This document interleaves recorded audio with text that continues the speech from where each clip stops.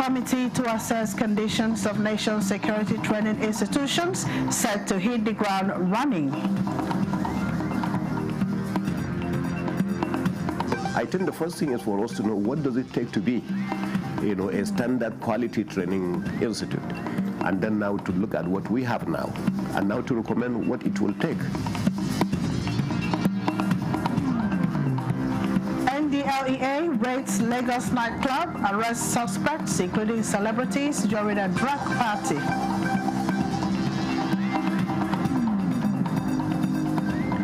National Human Rights Commission leads campaign to protect rights of internally displaced persons, refugees and asylum seekers.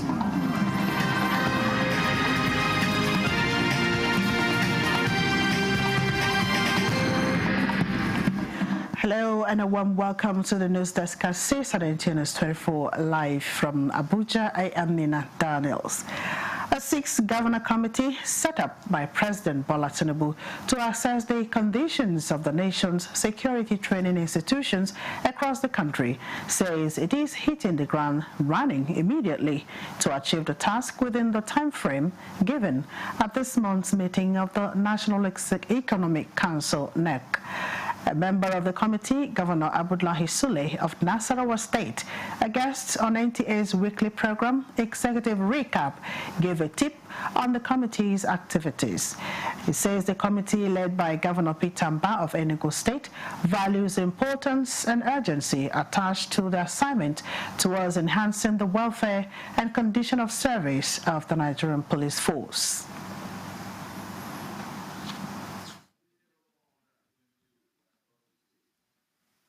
It is just to identify what is required from this institution. A lot of them are dilapidated. If you look at the one in Ikeja, for instance, you can see the standard of that.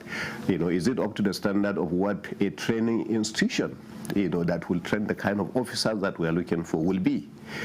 So I think the first thing is for us to know what does it take to be, a standard quality training institute, and then now to look at what we have now, and now to recommend what it will take, to do that. I think it's a very simple, straightforward, and I'm happy that the secretary of the committee is actually the immediate past IG. Governor Abdullahi Sule also comments on the recent changes President Tinubu made to the leadership of the Nigerian Armed Forces. If you look at most of the other officers who have been there, the Chief of Air Staff, the Chief of Naval Staff, and the rest of that, they are all people also who are hands-on. So I think I don't see anything wrong with it, and I don't see anything wrong with the other officers. General Musa has done well. He did his best. We always commended him. He has attended our meetings of the Nigerian Governors Forum twice. We interacted. He shared with us. I attended another meeting, of the Northern Institutes with him, twice. And so I think all of them seem to be people who have contributed, and it's time to move on. You cannot continue to keep certain people in one position for too long. That's the way I see it. For more on the interview, stay tuned to the NTA as Executive Recap airs on the network service at 10:30 tonight. Operatives of the National Drug Law Enforcement Agency, NDLEA, raided a Lagos nightclub during a drug party, arresting more than 100 suspects, including some celebrities and the club owner. Sawa Khalil Ibrahim reports. A total of 70 parcels of cocaine, factory packed in body cream containers heading to London, have been uncovered at the export shed of the Murtala Mohammed International Airport, Ikeja, Lagos, by operatives of the National Drug Law Enforcement Agency, NDLEA. 3 suspects, including a female healthcare worker, were arrested in a series of follow-up operations across Lagos. In a similar development, an attempt by a 35-year-old Lesotho national to export 103.59 grams of methamphetamine concealed in herbs coffee tea packed for the Philippines from the Akanu Ibiam International Airport, Enugu, was thwarted by NDLEA officers who arrested him and recovered the illicit drug. Meanwhile, no fewer than 21,950 capsules of tramadol, 250 milligrams concealed inside a 100-liter water heater were recovered from a suspect who was arrested by NDLEA operatives in Kwara State following credible intelligence. In Lagos, NDLEA operatives raided a nightclub in Victoria Island early on Sunday where a drug party was going on. Over 100 suspects, including the owner of the club, were arrested and taken into custody for screening. Cartons of illicit substances, including loud and laughing gas, were recovered from the suspect at the party and the club's store. The raid followed intelligence about the drug party. In Abuja, Salwa Khalil Ibrahim, NTA News. Nigeria has accepted to host the maiden meeting of the African Bloc of the National Committees of International Press Institute, IPI. The Minister of Information and National Orientation, Mohammed Idris, gave the indication during a meeting at the weekend in Vienna, Austria, with the chairman of the IPI Executive Board, Martin Gregley, the IPI Executive Director, Scott Griffin, and IPI Executive Board member representing Nigeria and Africa, Rahim Abdode. A statement by the Minister's Special Assistant on Media said the IPI Board had approved the creation of regional blocks of national committees as a means of dealing with specific regional interests within the global IPI community. Although no date has been fixed for the meeting, Griffin disclosed that the IPI Secretariat in Vienna will work out the details with Adedoyi and the IPI Nigeria National Committee. Legal practitioners were in Abuja for the Legacy Dialogue 2.0 organized by the Johnny Agim SAN Foundation. The forum themed institutionalization of mentorship in the legal profession, a strategic blueprint for professional development, was designed to improve professionalism in the legal field. Suleiman Abdul Wahab reports. Those who lead in the society and invariably mentors in the society. The event highlighted the crucial role of mentorship in shaping the future of the legal profession. Lawyers, senior advocates, and young professionals gathered to share insights, collaboration, and professional excellence. Knowledge of law is very important, so your mentoring, please. Yes, digital procedures, processes, okay. Poor knowledge of law, the person is out. It is what you inculcate in your juniors in chambers that they will take out. Eventually, it is them that might come to the bench, go to the magistracy, or even proceed to the Court of Appeal and ultimately the Supreme Court. Panel discussions and keynotes allowed experienced lawyers to share wisdom, while younger lawyers highlighted challenges, strategies for mentorship, and bridging experience. Well, mentorship is the basis and the very foundation for the persistent passage of knowledge from one generation to the other. However, in the process of this, particularly in the legal profession, to maintain the moral integrity, the sanctity of the legal profession, the distillation of that experiential knowledge over the course of time needs a cascading deliverance to the younger generation. The way is that if you do not mentor people, it's most likely that whatever profession needs is not going to last. At the time, the lacuna will be there. From the junior lawyer perspective, it is that, oh, this boss is too garrulous, he is too demeaning and all that. Whereas the senior, if you ask them, they say, oh, the juniors seem to be in a hurry. It is always like that. The Legacy Dialogue 2.0 concluded with a reaffirmation of the legal community's commitments to mentorship and professional development. Attendees left with actionable insights and renewed possibility to uphold ethical standards while guiding the next generation. In Abuja, Suleiman Tobu Abdul Wahab, NTA News. Meanwhile, promoting patriotism and national image through creativity and innovation is one of the core drives of the Rise Up Patriot Conference 2.0. The conference held in Abuja witnessed the unveiling and rebranding Nigeria initiative with policymakers, media personalities, and young Nigerians discuss the impact of the creative economy. Again, Suleiman Abdul Wahab reports. Strength of our people, from Fela to Wole Soyinka. This is what makes us Nigerians. The daily life of a Nigerian is spectacular, from the hustle and bustle of the city life to the daily struggles and triumphs. Keynote speakers explored how the creative sector can drive positive national transformation. Sections highlighted the potentials of film, media, technology, and content creation to reshape Nigeria's story globally. Well, first of all, I think our leaders since independence, they've been trying from one vision to the other to push this country to develop, to ensure that the poverty levels in this country goes down. Of mentality that people have towards this country. They speak ill of their country.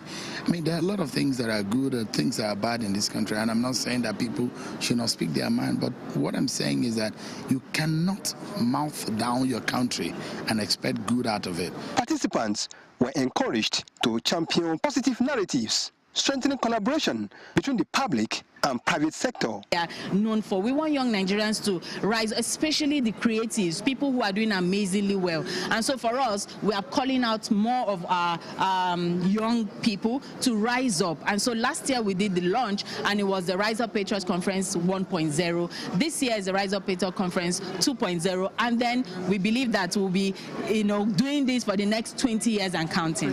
The rise of patriot movements. The initiative continues to inspire Nigerians, especially the youth, to project national resilience, innovation, and talent to the world. In Abuja, Suleiman Tabu Abdul Wahab, NTA News. President Bola Tinubu has congratulated Oloye Lekon Alabi, a veteran journalist and public relations guru, on his 75th birthday on October 27, 2025. Oloye Alabi is the Agbese Olubado of Ibadan land and cultural ambassador of the National Museum and Monuments in Ile-Ife, Osun State. President Tinubu, in a statement, acknowledges Oloye Alabi's distinguished journalism and public relations career and commends his remarkable achievements in both fields. Oloye Alabi began his journalism career at the defunct Sketch newspaper.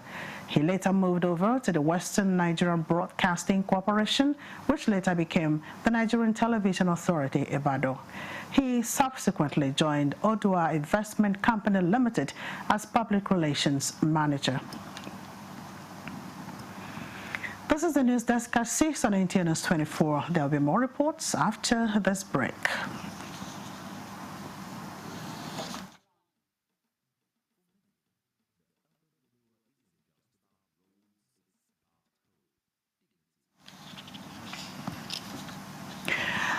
Apologies for that. We'll continue with the news. The National Human Rights Commission has called for a stronger collaboration among security agencies, government institutions, and humanitarian actors to protect rights of internally displaced persons, refugees, asylum seekers, and returnees in the Northwest. Fatima Sanese Karaye tells us more. Held under the National Human Rights Commission Project 2025 aims to strengthen human rights and humanitarian responses for displaced populations affected by insurgency, conflict, and environmental challenges. The Executive Secretary represented said the project is currently being implemented across 11 states with human rights monitors and community protection action groups documenting protection issues and referring cases to relevant agencies for timely action. The essence of those projects is to get the information to enable programming and need analysis for qualitative intervention to mitigate the challenges that pertain to IDPs. He emphasized that these challenges go beyond humanitarian needs. They represent violations of fundamental human rights that require coordinated intervention. He urged all partners to identify overlapping efforts, build stronger networks, and maintain a unified approach in protecting the rights and dignity of displaced persons across Nigeria. In Kano, Fatima Sanusi Garai, NTA News. Let's now proceed on that break. The Merit Award goes to the only tomato paste manufacturer to win the National Productivity Order of Merit Award by the Federal Government of Nigeria, endorsed by the Association of Private Medical Practitioners of Nigeria. This is an evidence of 100% natural goodness, great quality, and great taste. So eat healthy to live longer. Use Arisco tomato paste and products. 100% natural. Better food now. Buy now and enjoy up to 20% discount.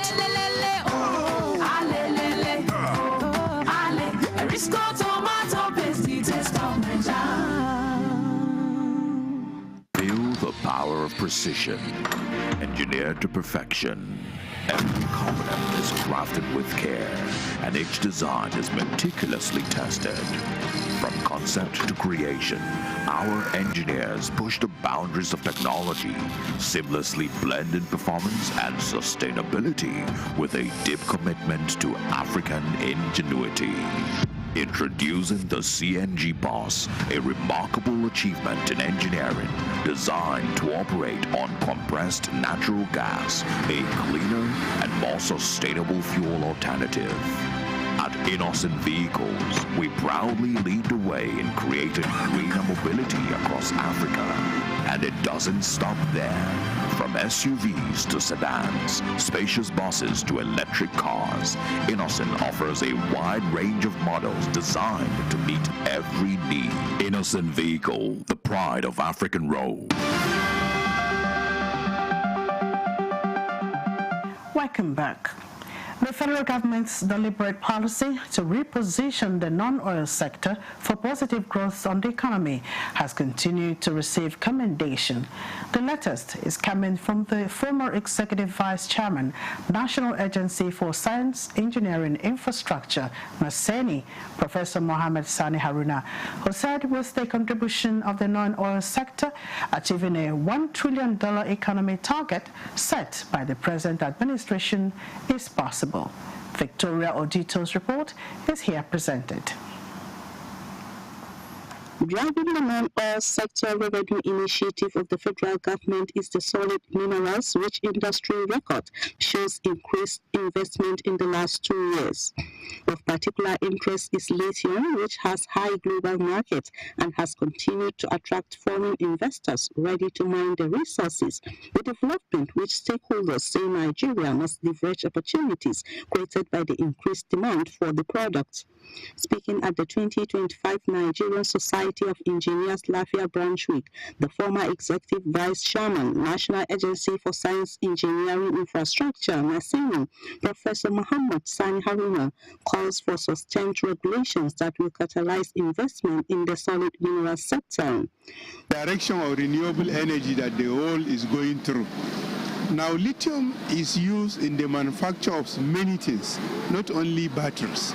A lot of other products, in ceramics, in other industry, in construction works, in medicine, and even in the development of solar cells. For the state to have commenced processing of this instead of exporting only raw material is not a small economic transformation, because doing that will lead to the establishment of many other factories. With a theme unlocking the potential of lithium battery processing in Nasarawa State, a catalyst for economic growth and wealth creation. Stakeholders advocate that all solid minerals exploited be processed in the country in order to grow the economy. The Nigerian Social Insurance Trust Fund, NSITF, has set up a strategic interagency coordination committee in a bid to harness the gains of its ongoing stakeholders' consultations and engagements to better reposition the fund. Inaugurating the committee on behalf of the Managing Director and Chief Executive, Oluwaseun Fale, in Abuja, the Executive Director of Administration, Samaila Abdul, says the core mandate of the committee is to coordinate and advance the fund's transformative agenda through structured follow-ups on stakeholders' visits and engagements. The 9-man committee is chaired by Abdul Latif Musa, General Manager Compliance. The committee's terms of reference include documentation of outcomes and decisions from all interagency engagements, development of action plans with timelines and responsibilities, liaising with partner organizations to sustain momentum,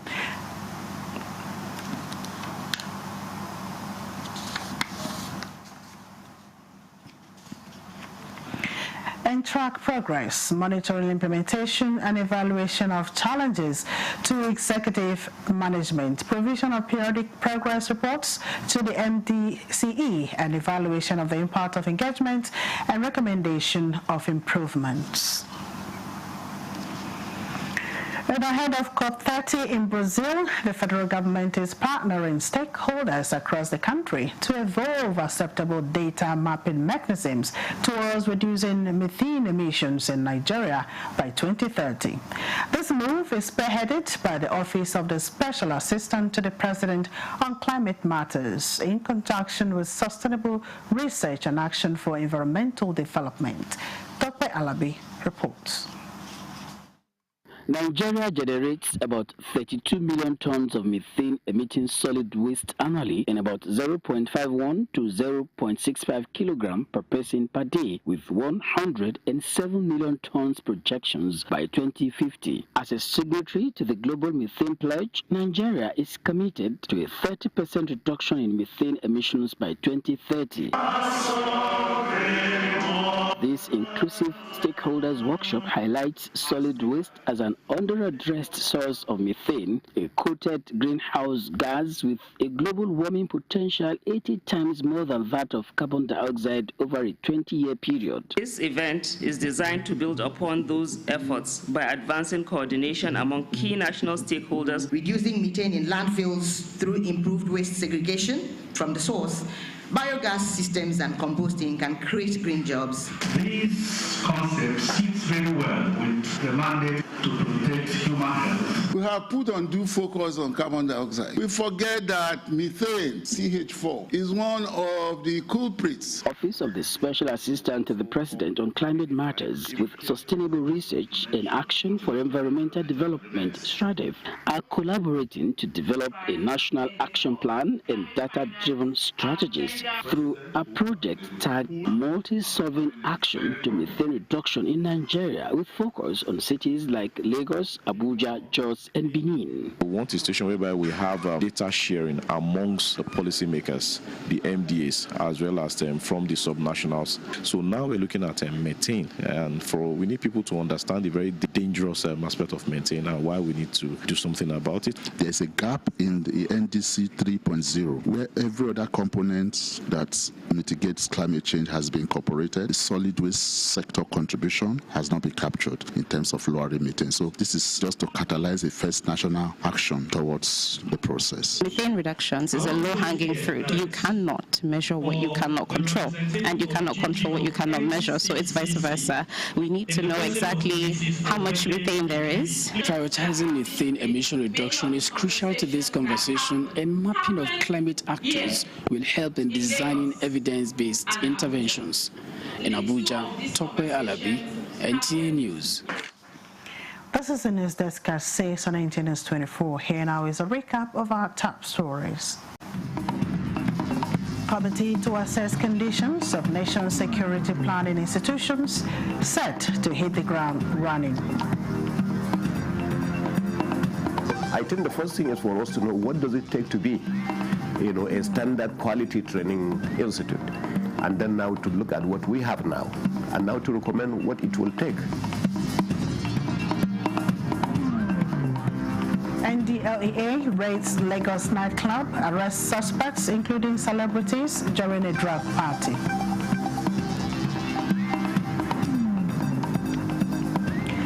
National Human Rights Commission leads campaign to protect rights of internally displaced persons, refugees, and asylum seekers. This is NTA News24.